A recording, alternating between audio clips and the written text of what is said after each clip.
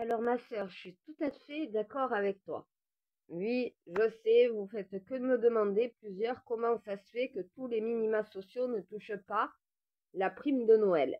Ben, logiquement, ce n'est pas normal. Si tu es un minima sociaux, ça veut dire comme toi dans ta situation, ma sœur, tu es personne handicapée, tu perçois la AH, une AH de 1016 € ne suffit pas déjà pour s'assumer avec le coût de la vie, mais en plus, quand tu es avec des enfants à charge, tu devrais justement pouvoir toucher cette prime de Noël.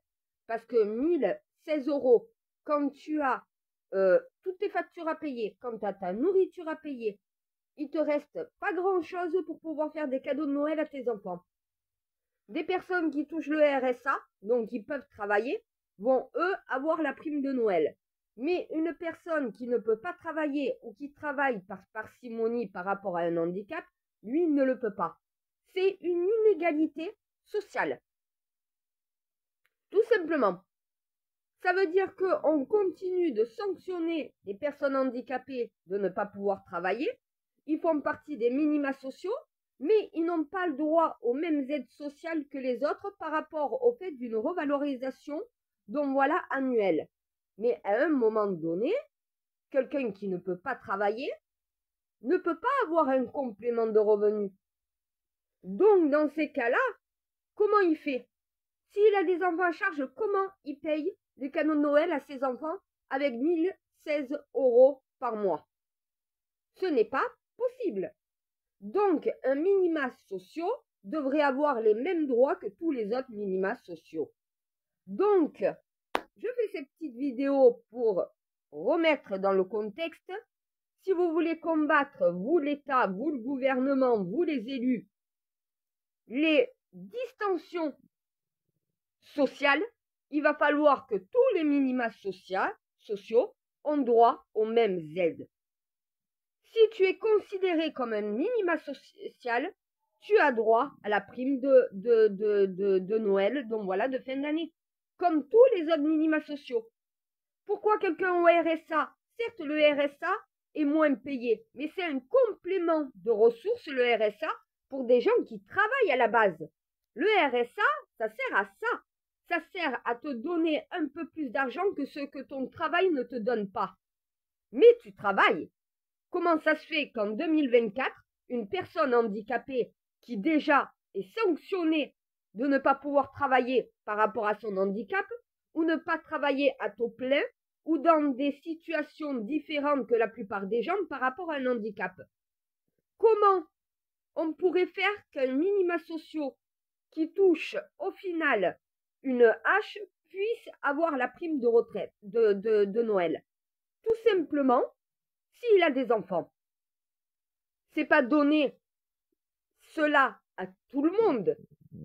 C'est les familles dont une personne est reconnue handicapée, qui ne peut pas travailler comme tout le monde, mais qui a des enfants, perçoit une prime de Noël, mais pour pouvoir acheter des cadeaux à ses enfants, et non pas pour pouvoir s'acheter des cadeaux à soi. Ça doit être quelque chose de versé pour justement des cadeaux pour les enfants.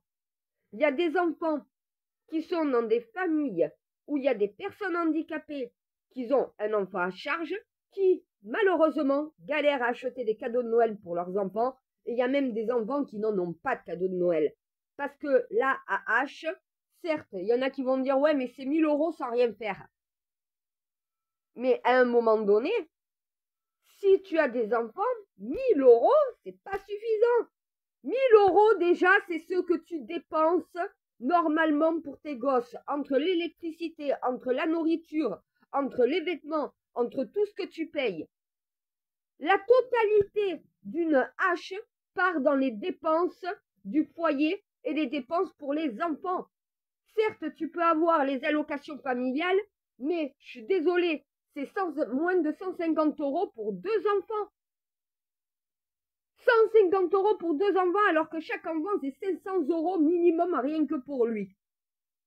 Ben oui, les familles n'ont pas suffisamment d'argent parce que tout simplement, la vie est trop chère. Quand on était dans les francs, les familles arrivaient à s'en sortir. Parce que le franc coûtait moins cher à la population pour ses dépenses. Depuis qu'on est passé à l'euro, au final, les familles ne s'en sortent plus. Regardez à l'époque, un fumeur payait un petit paquet de 10 cigarettes à 10 francs. Aujourd'hui, le paquet de cigarettes est à 30 francs pour 20 cigarettes, à plus de 30 francs pour 20 cigarettes.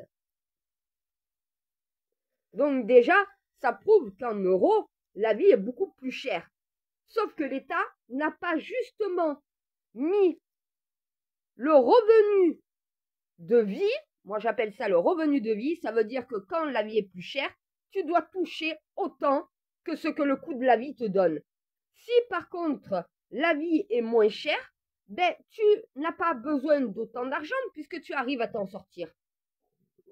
Donc oui, là ma sœur, je suis d'accord avec toi, toi dans ta situation, tu as 3 enfants, tu es personne handicapée, tu ne peux pas travailler, tu travailles à ton domicile, mais c'est pas c'est du mi-temps.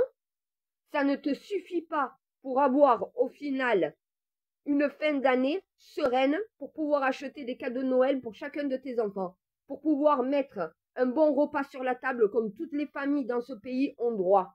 Et au final de pouvoir avoir un beau sapin de Noël pour donner un peu de magie à tes enfants dans ce monde de merde. Normalement, parce que tu as des enfants et que tu es un minima social, tu devrais avoir la prime de Noël pour pouvoir acheter des cadeaux à tes enfants. Dans un monde juste où les inégalités sont gommées, toute personne qui a un minima social en France et qui a des enfants à charge devrait toucher la prime de Noël. Tous. Ceux qui par contre n'ont pas d'enfants à charge ne doivent pas toucher la prime de Noël. C'est normal. Pourquoi? Parce que tu n'as pas besoin de faire des cadeaux de Noël à des enfants. Le Noël, c'est pas pour vous les adultes. Noël, c'est pour les enfants. C'est la magie de Noël, c'est pour les gamins. Vous les adultes, vous y avez eu droit dans votre enfance. Et il y en a qui n'y ont même pas eu droit. Et qui, justement, se privent toute l'année pour pouvoir offrir un Noël digne à leurs gamins. Dans une société qui va bien, toute personne étant un minima social et ayant des enfants à charge devrait toucher la prime de Noël.